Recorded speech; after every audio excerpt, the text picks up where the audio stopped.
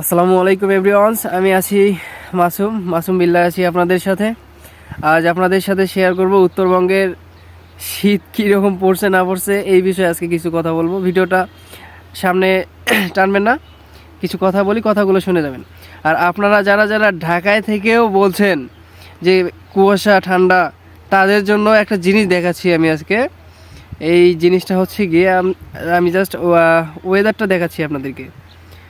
ওয়েদারটা হচ্ছে, দেখা যাচ্ছে কিনা আমি জানি না, দেখেন একদম -18 ডিগ্রি হয়ে আসছে একদম। আর এই অবস্থা দেখেন, কুয়াশায় কিচ্ছু দেখা যাচ্ছে না।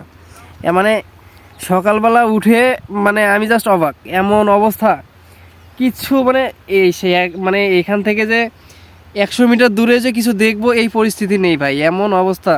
আর এই কুয়াশার মধ্যে যে উত্তরবঙ্গের মানুষ কিভাবে দিন কাটাচ্ছে ভাই, খুবই অবস্থা খারাপ। আর এই 2-1 দিন অবশ্য, কালকে আর তার আগের দিন একটু ঠান্ডা কম ছিল, তবে আজকে ঠান্ডার পরিমাণটা অনেক বেশি। -18 ডিগ্রি মানে বোঝেন ভাই, -18 ডিগ্রি অনেকটা। আর আমাদের এদিকে হচ্ছে তারপরেও কম, আরও উত্তরবঙ্গের আরও আরও আপনার ধরেন যে কুড়িগ্রাম বুড়িমারি ওইদিকে গেলে ভাই আরও বেশি ঠান্ডা।